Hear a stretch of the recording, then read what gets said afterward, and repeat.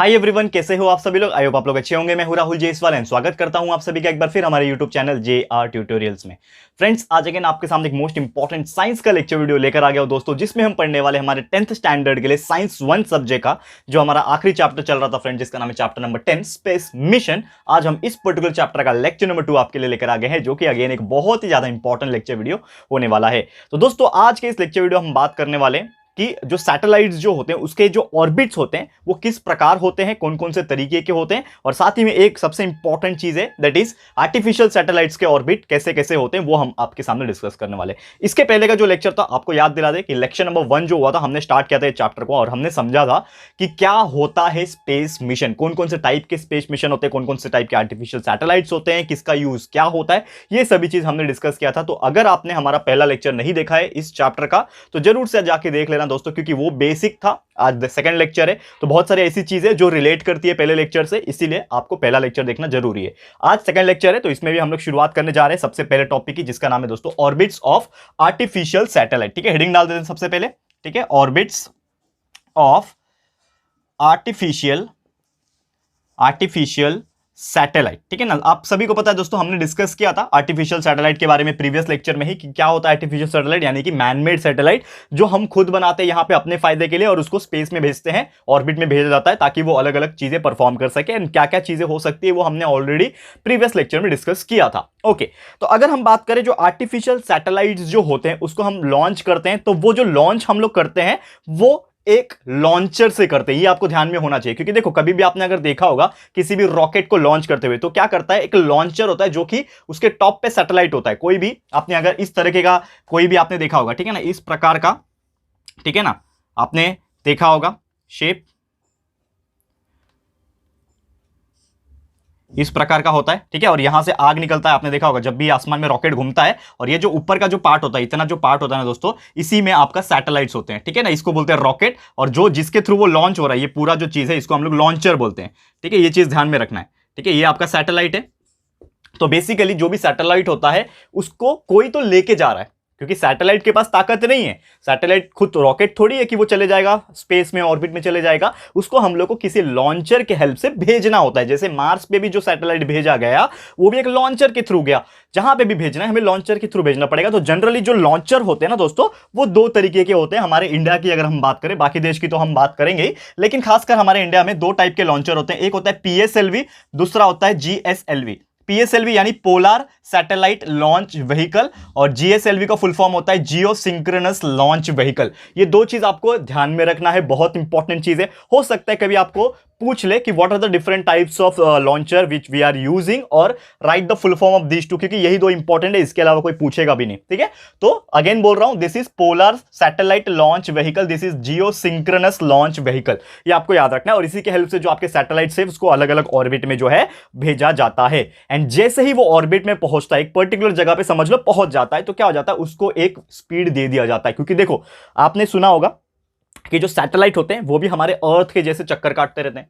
आपने शायद मूवीज भी देखे होंगे, बहुत सारी मूवीज में तो दिखाया है कि हम सैटेलाइट को हमारे स्पीड को कंट्रोल कर सकते हैं। जहां हम लोग को उसको लेके जाना है वहां लेके जा सकते हैं। यानी कि कहीं ना कहीं जब हम उसको लॉन्च कर रहे हैं और जब वो एक पर्टिकुलर ऑर्बिट में जा रहा है, तो क्या होता है, उसके पास एक स्पीड यानी कि एक वेलोसिटी आ जाता है और उसको दिया जाता है। और वो जो स्पीड या फिर वेलोसिटी होती है दोस्तों, उसको बोलते हैं हम लोग टेंजेंशियल वेलोसिटी।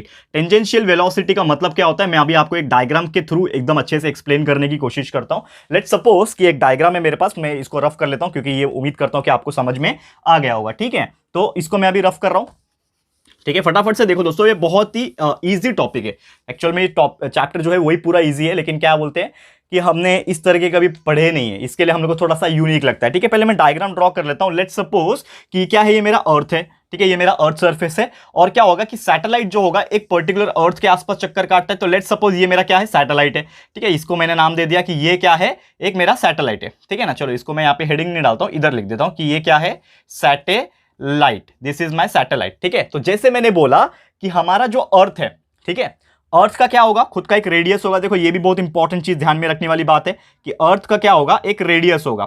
ठीक है, हमारा अर्थ का और सैटेलाइट का जो ऑर्बिट है, दिस इज द ऑर्बिट। ये जो दिख रहा है ये क्या है, ऑर्बिट है, जहां पे वो सैटेलाइट घूमेगा। कि देखो टॉपिक का नाम क्या है हमारा, ऑर्बिट्स ऑफ आर्टिफिशियल सैटेलाइट, यानी कि जिस प्रकार हमारा अर्थ सन के चक्कर काटता है एक ऑर्बिट में, करेक्ट, समझ में आ रहा है, चाहे वो सर्कुलर ऑर्बिट हो या फिर एलिप्टिकल ऑर्बिट है, उसी प्रकार जो हमारा सैटेलाइट है वो भी अर्थ के एक इर्द गिर्द यानी कि आसपास चक्कर काटता है, वो भी उसका एक ऑर्बिट फिक्स होगा, यानी कि ये देखो ऑर्बिट उसका फिक्स होगा। और जो अर्थ का सेंटर होगा वहां से अगर मैं जो हमारा ऑर्बिट है सैटेलाइट का उसके अगर डिस्टेंस की बात करें तो वो जो डिस्टेंस होता है उसको बोलते हैं हम लोग आर, रेडियस आर, ठीक है। हमारे अर्थ का खुद का भी एक रेडियस होगा जिसको मैं क्या बोलूंगा small R, sorry capital R, ठीक है। दिस इज, समझ लो, दिस इज कैपिटल आर, यहां से लेके यहां तक का डिस्टेंस, एंड ये जो पॉइंट है यहां से लेके हमारा जो सैटेलाइट है इसका जो डिस्टेंस होगा वो रहेगा हाइट, ठीक है, समझ में आ रहा है। अब जैसा मैंने आपको अभी बताया कि हमारा जो सैटेलाइट होता है उसको एक क्या किया जाता है, एक स्पीड दिया जाता है, एक वेलोसिटी दिया जाता है ताकि वो घूम सके। तो लेट्स सपोज उसको इस डायरेक्शन में ऐसा, that is this direction is called as a clockwise direction, clockwise घूम रहा है ना, जैसे घड़ी घूमता है हमारा, उस प्रकार अगर घूमना है तो हम क्या करेंगे, उसको टेंजेंट पे एक वेलोसिटी दे देंगे, एंड यही वेलोसिटी को हम लोग बोलते हैं टेंजेंशियल वेलोसिटी, या फिर उसको हम लोग बोलेंगे वीसी। और ये वीसी का एक और नाम है दोस्तों जिसको हम लोग बोलते हैं क्रिटिकल वेलोसिटी। ये चीज ध्यान में रखना, आपको क्वेश्चन जो है वो दो तरीके से पूछ सकता है, एक्सप्लेन टेंजेंशियल वेलोसिटी या फिर एक्सप्लेन क्रिटिकल वेलोसिटी। तो आपको कंफ्यूज नहीं होना है, कंफ्यूजन नहीं क्रिएट करना है। Tangential velocity is nothing but the critical velocity which we are giving to the satellite to revolve around the earth in a fixed particular orbit। ये चीज आपको ध्यान में रखना है, क्लियर है, ये चीज उम्मीद करता हूं आपको समझ में आ गया रहेगा, ठीक है। और वही यहां पे अगर हम ये जो चीज हमने लिखा है इसकी अगर हम बात करें, इसकी अगर हम बात करें तो यहां पे जो आपको h दिख रहा है, ये h क्या होगा, हाइट या फिर डिस्टेंस बोल लो, लेकिन हाइट कहां से कहां तक, हमारे हाइट ऑफ सैटेलाइट का जो हाइट है कहां से, फ्रॉम अर्थ सरफेस, अर्थ के अंदर से नहीं, अर्थ का जो टॉप सरफेस होता है वहां से उसका हाइट रहेगा, यानी कि सिर्फ इतना, ये समझ लो हमारा अर्थ है, तो अर्थ के सरफेस से लेके ये सैटेलाइट तक का जो हाइट रहेगा वो h है। फिर अगर मैं बात करूं कैपिटल आर, ये तो आपको पता ही है, दिख भी रहा है, क्या है ये, रेडियस है, किसका रेडियस है, अर्थ का, हमारा जो पृथ्वी है उसका रेडियस होगा, ठीक है। और वही स्मॉल आर की बात करूं तो स्मॉल आर क्या है, अर्थ के सेंटर से लेके पूरा एंड तक, अर्थ के सेंटर से लेके पूरा एंड, यानी कि जो सैटेलाइट का ऑर्बिट है वहां तक का डिस्टेंस, ठीक है, समझ में आ रहा है। तो आप इसको यहां पे लिख सकते हो, that is distance from centre of earth to the orbit of satellite, ठीक है। सैटेलाइट का जो ऑर्बिट है वहां से लेके हमारे अर्थ के सेंटर तक का जो डिस्टेंस है वो क्या है, आर है। इतना आपको क्लियर हो गया होगा, मैं पूरी उम्मीद करता हूं, ठीक है। अब ये चीज तो आपको क्लियर हो गया होगा, लेकिन एक और चीज है, मेरे को एक बात बताओ दोस्तों कि ये जो सैटेलाइट है ये जब लॉन्च हो रहा होगा या फिर जब ये ऑर्बिट में हम लोग ने उसको स्पीड दे दिया तो इसको ऐसे स्पीड मिल जाएगा क्या, कुछ तो फोर्स भी एक्ट कर रहा होगा उसके ऊपर, कुछ तो ताकत लग रही होगी। अब लॉन्चर उसको लेके जा रहा है, उसको एक स्पीड भी मिल रहा है, तो उसको कुछ तो ताकत लग रही होगी ना बेटा। तो वो जो ताकत होती है दोस्तों उसी को हम लोग बोलते हैं सेंट्रीपिटल फोर्स। और आपने ये चीज पढ़ा हुआ है चैप्टर नंबर 1 ग्रेविटेशन, या आपका साइंस 1 की ही बात कर रहा हूं मैं, 10th स्टैंडर्ड में, ठीक है। तो आपने एक टॉपिक पढ़ा हुआ है, ठीक है। तो जब भी कोई भी सैटेलाइट जब अर्थ के रिवॉल्व करता है दोस्तों तो उसके ऊपर एक सेंट्रीपिटल फोर्स महसूस होता है, एक सेंट्रीपिटल फोर्स जो है वो लगता है। तो किस प्रकार लगता है, उसका क्या इक्वेशंस आएगा यहां पे वो देखने वाली बात है, ठीक है। तो इसको हम लोग अभी देखेंगे, इसको मैं मिटा रहा हूं यहां पे। अब ये चीज जो मैं पढ़ा रहा हूं ये ध्यान से देख लेना, थोड़ा सा ध्यान से देख लेना ये चीज, ठीक है। ओके, तो ये चीज आप देखो थोड़ी देर।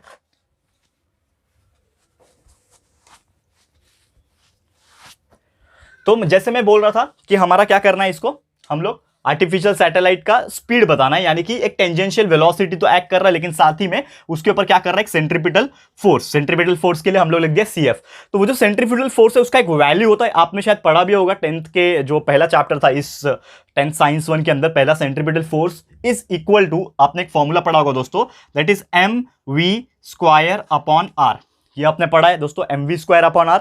तो ये चीज क्या होता है, सेंट्रीपिटल फोर्स का वैल्यू होता है। लेकिन हम बात करें दोस्तों, हमारा जो वेलोसिटी टेंजेंशियल वेलोसिटी c है, क्रिटिकल वेलोसिटी, तो इसकी जगह पे मैं vc लिख रहा हूं, करेक्ट है, कोई प्रॉब्लम नहीं है, कोई परेशानी नहीं है। दैट इज सेंट्रीपिटल फोर्स का वैल्यू हो गया हमारा mvc²/r। ये एक चीज हो गया। अब एक और चीज मुद्दे की बात यह है यहां पे कि जितना भी सेंट्रीपिटल फोर्स लग रहा होगा वो किसके वजह से लग रहा है, सेंट्रीपिटल फोर्स अगर महसूस हो रहा है, एक ताकत जो लग रही है उसके अंदर सैटेलाइट के ऊपर कि वो अर्थ के आसपास ऑर्बिट में घूम सके, तो वो किस वजह से आ रही है, किसने लगाया, वो ताकत कहां से आया, वो ताकत आया ग्रेविटेशनल फोर्स की वजह से। यानी कि इन शॉर्ट अगर मैं बात करूं कि जो भी हमारा सेंट्रीपिटल फोर्स रहेगा वो किसके बराबर रहेगा, ग्रेविटेशनल फोर्स के बराबर रहेगा। समझ में आ रहा है दोस्तों मैं क्या बोल रहा हूं? तो centripetal force is equal to gravitational force, ये हम लोग ऐसा बोल सकते हैं। सेंट्रीपिटल फोर्स का वैल्यू जो है वो क्या है, mv_c² अपॉन r। और एक चीज आपने पढ़ा कि gravitational force, first chapter again याद करो कि ग्रेविटेशनल फोर्स का जो वैल्यू होता है वो होता है दोस्तों Gmm अपॉन r। ठीक है, अब एक और इसमें मुद्दे वाली बात ये है दोस्तों कि आपका ये जो रेडियस है, ठीक है ना, ये जो r है, ठीक है, ये जो r दिख रहा है इसके जगह पे मैं एक रिप्लेसमेंट कर सकता हूं। क्या रिप्लेसमेंट कर सकता हूं? ये जो r आपको दिख रहा है ये पूरा सेंटर से लेके यहां तक है, यानी कि ये पूरा r जो होगा वो इज इक्वल टू ये r और ये h के बराबर रहेगा, एडिशन।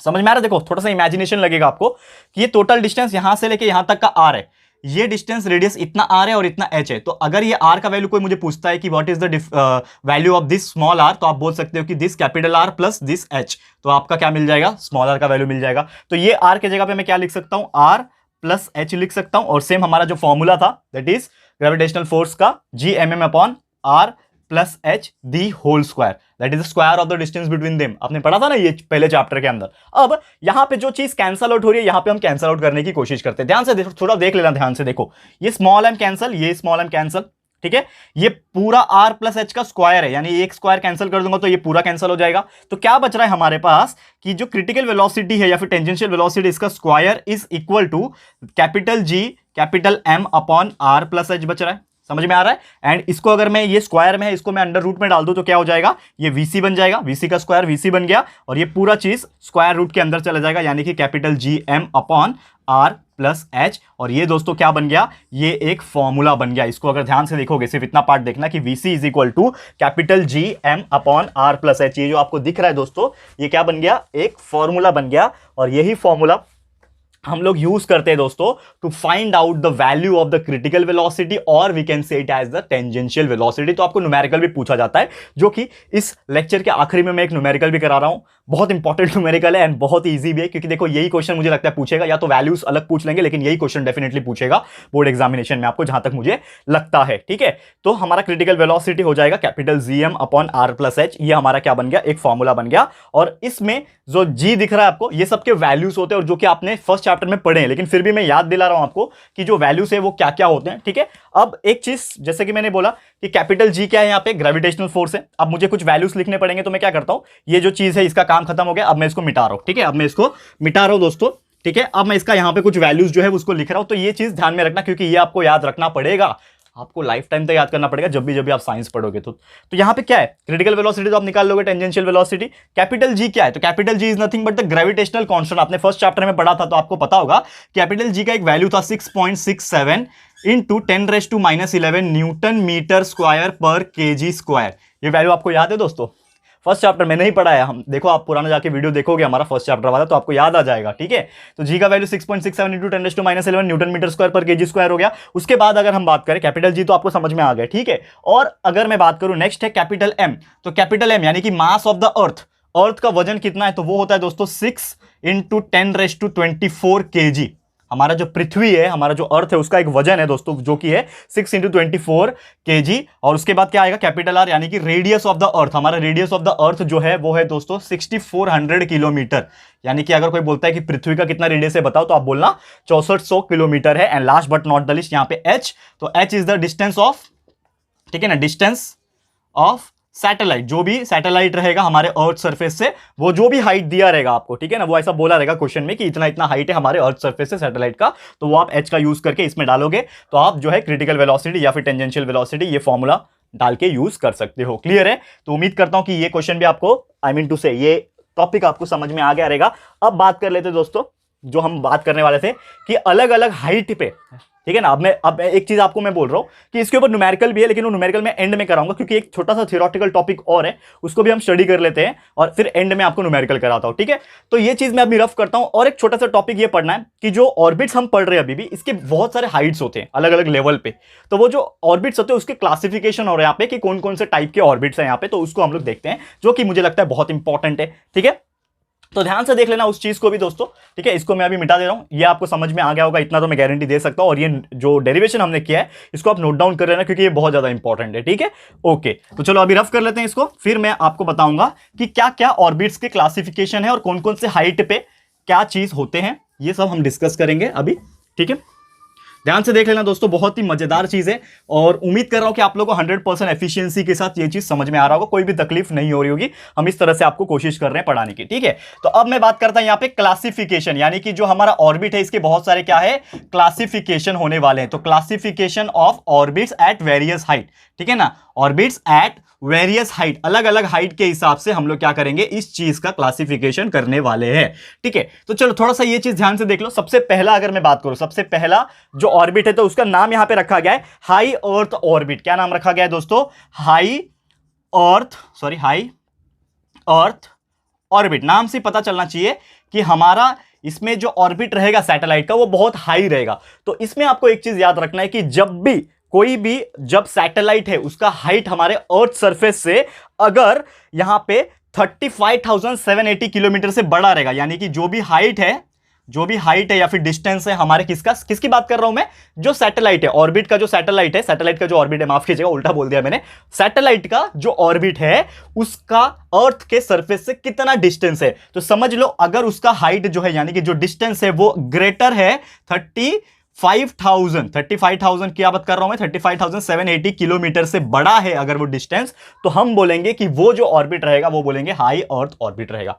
कैसे याद रखोगे, फिर से मैं बोल रहा हूं, बहुत सारे हाई भी है, मीडियम भी है, लो भी है, लेकिन पहला हम क्या पढ़ रहे हैं, हाई अर्थ ऑर्बिट। तो हाई अर्थ ऑर्बिट कब रहेगा, जब भी हमारे सैटेलाइट का जो ऑर्बिट है उसका डिस्टेंस हमारे अर्थ के सरफेस से लगभग 35,780 किलोमीटर ज्यादा रहे, या फिर इक्वल भी रह सकता है, ग्रेटर देन इक्वल टू ले सकता है आप, ठीक है ना, या तो बराबर रहे उतना या फिर उससे ज्यादा रहेगा, तो हम बोलेंगे कि वो जो ऑर्बिट रहेगा वो हाई अर्थ ऑर्बिट रहेगा। और उसमें कुछ कंडीशंस ये है कि ये जो ऑर्बिट्स होते हैं ना दोस्तों, मतलब इतने हाइट पे जो होते हैं और इसमें जो सैटेलाइट्स घूमते हैं, क्योंकि ये बहुत हाइट हो गया, हमारे अर्थ सरफेस से 35,780 किलोमीटर, मतलब बहुत दूर है हमारे से, तो उतना जब दूरी पे जब जाएगा तो उसको जो टाइम लगेगा, यानी कि जो भी सैटेलाइट्स रहेंगे उसके अंदर, उसको जो टाइम लगेगा हमारे अर्थ के आसपास चक्कर काटने के लिए, उसको भी सेम 24 आवर्स ही लगने वाले हैं। उसको भी कितना घंटे लगने वाले हैं, 24 घंटे ही लगेंगे, क्योंकि देखो बहुत सारे सैटेलाइट जो होते हैं फटाफट घूम जाते हैं हमारे अर्थ के चक्कर, फटाफट 4-5 घंटे के अंदर, 2 घंटे के अंदर फटाफट घूम लेते हैं, इतने फास्ट होते हैं। लेकिन ये जो सैटेलाइट्स होते हैं वो बराबर अर्थ के हिसाब से घूमते हैं। इसीलिए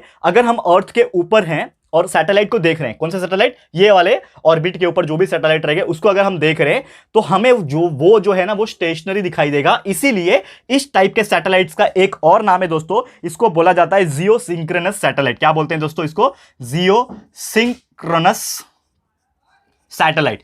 क्यों जियोसिंक्रोनस सैटेलाइट बोलते हैं दोस्तों, क्योंकि ये क्या होते हैं, स्टेशनरी होते हैं विथ रिस्पेक्ट टू अर्थ। मैं ऐसा नहीं बोल रहा हूं स्टेशनरी खुद होते हैं, वो चल रहे हैं 24 घंटे, टाइम लग रहा है, वो चल रहे हैं, वो घूम रहे हैं हमारे अर्थ के। लेकिन दोस्तों अगर हम अर्थ से उसको देखेंगे तो हमारा भी स्पीड उतना है, उसका भी स्पीड इतना है, तो वो क्या दिखेगा, हमें रुका हुआ दिखाई देगा। जैसे एग्जांपल बताता हूं, हम ट्रेन में होते हैं तो हमारी जो ट्रेन की स्पीड है समझ लो 50 किलोमीटर प्रति घंटे के हिसाब से चल रही है, और बाजू में भी एक ट्रेन है वो भी 50 के हिसाब से चल रही है। तो जब मैं वो दूसरी ट्रेन के ऊपर देखूंगा तो मुझे लगेगा वो ट्रेन चल ही नहीं रही है, वो रुकी हुई है। लेकिन एक्चुअल में क्या हो रहा है कि दोनों सेम स्पीड से चल रहे हैं ना। तो यहां पर भी सेम हो रहा है कि अर्थ जो है वो भी 24 घंटा लेता है सन के चक्कर काटने में, और हमारा सैटेलाइट जो है वो भी 24 घंटा ले रहा है अर्थ के चक्कर काटने में। तो हमारा स्पीड सेम हो गया, इसके लिए हमें वो सैटेलाइट जो होते हैं यहां पे वो हमें स्टेशनरी दिखाई देंगे। That's why it is called as the geosynchronous satellite. और ऐसे सैटेलाइट जो होते हैं वो क्या इस्तेमाल किए जाते हैं, मीटरोलॉजी के लिए इस्तेमाल किए जाते हैं। What do mean by meteorology, जो आपके क्लाइमेटिक कंडीशंस की, अर्थक्वेक कब आएगा, ये सब जो चीजें होते हैं ना, वेदर फोरकास्ट वगैरह के लिए। फिर साथ में टेलीफोन, टेलीविजन और रेडियो के जो फ्रीक्वेंसीज जो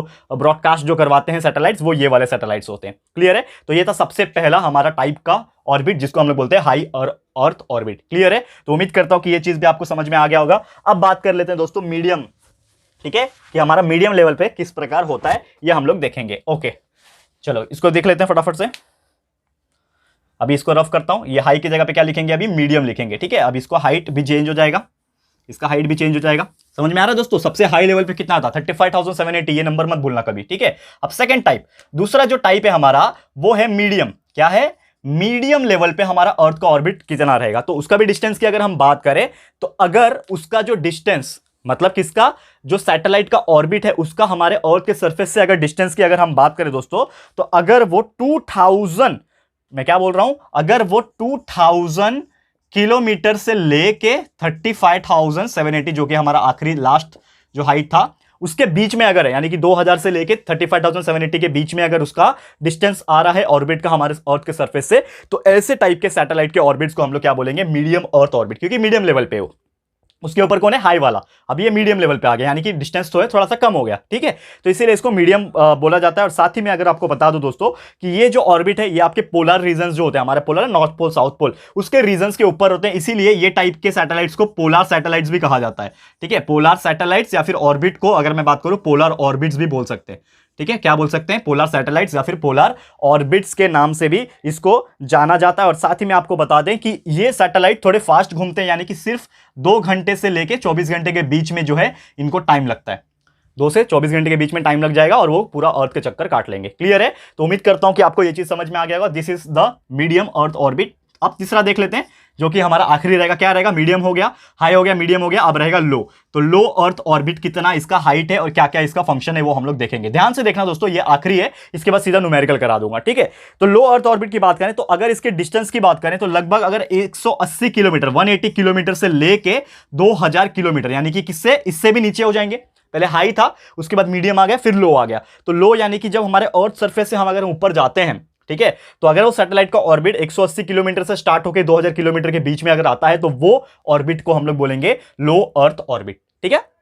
तो ये चीज आपको याद रखना है। और यहां पे जो सैटेलाइट्स होते हैं उसका इस्तेमाल एक्सपेरिमेंट्स के लिए और एटमॉस्फेयर के ऊपर नजर रखने के लिए, हमारा जो पृथ्वी का वातावरण होता है उसके ऊपर नजर रखने के लिए ये सैटेलाइट्स को यूज किया जाता है। और साथ ही में जो इंटरनेशनल स्पेस स्टेशंस जो होते हैं ना, वो नॉर्मली बहुत सारे आपने देखा होगा स्पेस स्टेशंस जो होते हैं, तो वो इतने लो लेवल पे रहता है, यानी कि एकदम नीचे रहते हैं। तो स्पेस स्टेशन हो गए, ये सभी चीज वो यहां पे प्रेजेंट होते हैं। कहां पे, लो अर्थ ऑर्बिट पे। तो ये चीज आपको ध्यान में रखना है। क्लियर है? तो उम्मीद करता हूं कि ये चीज आपको समझ में आ गया होगा। अब चलते हैं सीधा आखिरी टॉपिक, यानी कि हमारा जो लास्ट चीज मैंने आपको बोला था, बताऊंगा मैं, जो कि दोस्तों हमारा न्यूमेरिकल, ठीक है। तो वो न्यूमेरिकल भी फटाफट से देख लेते हैं कि क्या है। ओके, इसको रफ कर लेता हूं फिर, ठीक है। ये हो गया, पूरा पूरा पार्ट हो गया। अब जो चीज हमने पढ़ा, एक डेरिवेशन पढ़ा, क्रिटिकल वेलोसिटी का फॉर्मूला भी पढ़ लिया हमने, किस तरह आता है, कुछ वैल्यूज भी हमने पढ़ लिए, एंड बहुत सारे थ्योरेटिकल कंसेप्ट भी पढ़ लिया। अब एक छोटा सा न्यूमेरिकल है, क्योंकि ऐसे न्यूमेरिकल मुझे लगता है एग्जाम में पूछा जाएगा जरूर से, ठीक है। तो वो न्यूमेरिकल क्या है, सबसे पहले मैं आपको बताऊंगा क्वेश्चन किस प्रकार दिया हुआ है और क्वेश्चन आपको एग्जाम में किस प्रकार पूछा जाएगा। तो आपको पूछेगा, अगर suppose orbit of A satellite, क्या क्वेश्चन है कि सपोज आपको क्वेश्चन पूछता है, suppose orbit of a satellite, एक सैटेलाइट है, उसका जो ऑर्बिट है उसका डिस्टेंस यहां पे उन्होंने दे के रखा है, जो कि है इज 35,780 किलोमीटर, ठीक है। यानी कि जो उसका ऑर्बिट है सैटेलाइट का, वो हमारे अर्थ सरफेस से लेके 35,780 किलोमीटर के डिस्टेंस पे है। तो हमें पूछा गया है यहां पे क्वेश्चन कि आप करो डिटरमाइन, आपको फाइंड करना है डिटरमाइन द टेंजेंशियल वेलोसिटी। देखो घुमा के पूछ लिया ना, फिर से आपको सीधा सीधा नहीं पूछा क्रिटिकल पूछने के लिए, क्रिटिकल वेलोसिटी नहीं पूछा, वीसी नहीं पूछा, आपको बोला टेंजेंशियल वेलोसिटी। लेकिन बात तो एक ही है, मैंने बताया था आपको कि चाहे क्रिटिकल वेलोसिटी की बात हो चाहे टेंजेंशियल वेलोसिटी की बात हो, दोनों का मतलब होता है सेम। तो टेंजेंशियल वेलोसिटी आपको कैलकुलेट करना है। कैसे कैलकुलेट करेंगे, सबसे पहले कैसे कैलकुलेट करेंगे, इसका एक रोड मैप तैयार करेंगे। तो रोड मैप कैसे तैयार होगा, तो आपको कोई भी चीज के लिए आपको चाहिए फॉर्मूला। तो फॉर्मूला याद रखो, करो याद कि यार क्या था फॉर्मूला, क्रिटिकल वेलोसिटी या फिर टेंजेंशियल वेलोसिटी। तो एक फॉर्मूला मुझे याद आ रहा है कि वीसी जो है इसका वैल्यू जो होता है वो होता है under root of GM upon R plus H. यही फॉर्मूला था, VC is equal to under root of GM upon R plus H, यही फॉर्मूला था। करेक्ट है? समझ में आ रहा है दोस्तों, याद आ रहा होगा आपको। अब ये फॉर्मूला था, लेकिन मेरे पास जी नहीं है, एम नहीं है, आर नहीं है, एक ही चीज दिया हुआ है जो कि है हाइट, एच दिया हुआ है हाइट 35,780। कहां से लाओ यार, इसीलिए तो मैंने वो चीज लिखाया था आपको, कि मैंने बोला था आपको वो चीज आपको याद रखना है। जी का मतलब क्या है, ग्रेविटेशनल कांस्टेंट, यानी कि अगर मैं गिवन यहां पे लिख दूं एक्सेट्रा, तो हम लोग लिख सकते हैं कि जी का वैल्यू हमें पता है, याद रखने वाली बात है 6.67 into 10⁻11 newton metre square. Unit क्या है इसका, न्यूटन मीटर स्क्वायर पर केजी स्क्वायर। ये आपको याद रखना है दोस्तों, इसलिए तो मैं लिखाया था। फिर कैपिटल एम क्या है, मास ऑफ द अर्थ कितना होता है 6 इंटू 10⁻24 केजी। फिर उसके बाद आर क्या होता है, रेडियस ऑफ द अर्थ, जो कि होता है 6,400 किलोमीटर। अब देखो एक चीज फर्क ये है कि यहां पे किलोमीटर दिया है, इसको आप कन्वर्ट कर लो, किस में कन्वर्ट कर लोगे, मीटर में। तो kilometre gets converted into metre, तो कितना हो जाएगा, तो ये 6400 था, इंटू 10⁻³ कर दो, ये बन गया मीटर। सिंपल है ना, 1 किलोमीटर में 1000 मीटर होते हैं, 1000 मतलब 10⁻3। तो आपने क्या कर दिया, 6400 किलोमीटर को मीटर में कन्वर्ट कर दिया, तो क्या हो गया 6400 इंटू 10⁻³ मीटर हो गया, सिंपल। और ये हाइट आपको दिया हुआ है, कितना दिया हुआ है हाइट, 35,780 किलोमीटर, ये आपको दिया हुआ है।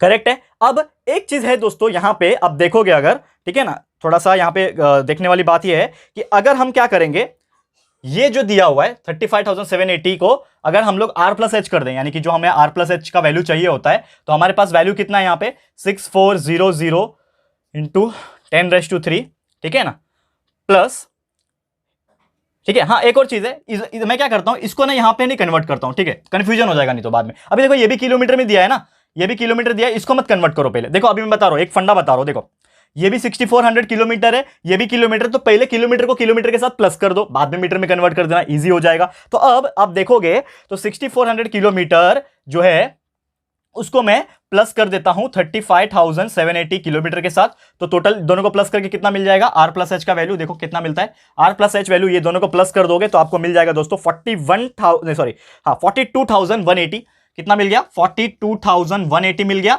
और ये जो चीज आया वो किलोमीटर में आया, अब उसको मीटर में कन्वर्ट कर लो तो ये बन जाएगा 10⁻3 मीटर। इतना समझ में आ गया होगा दोस्तों। यहां तक क्या किया मैंने, पहले किलोमीटर में प्लस कर दिया, जो आया ये आया, अब उसको मैं मीटर में कन्वर्ट करने के लिए 10⁻3 से मल्टीप्लाई कर दूंगा तो मीटर में हो जाएगा, करेक्ट है। अब चलते हैं मेन फॉर्मूला की तरफ। तो वीसी का वैल्यू पता है हमें, क्या है formula, √of GM upon R plus H. तो जी कितना है, जी कहां गया देखो 6.67 इंटू 10⁻11, ये जी है, मल्टीप्लाई बाय एम है, एम क्या है हमारे पास देखो, एम 6 इंटू 10⁻24, 6 इंटू 10⁻24 अपॉन क्या करना है, कहां गया R प्लस एच, आर किधर है, आर कितना है 6400 है, लेकिन हमने R प्लस एच का वैल्यू ऑलरेडी निकाल के रखा है, देखो R प्लस एच पूरा का पूरा निकाल के रखा है, जो कि है 42180 इंटू 10⁻3।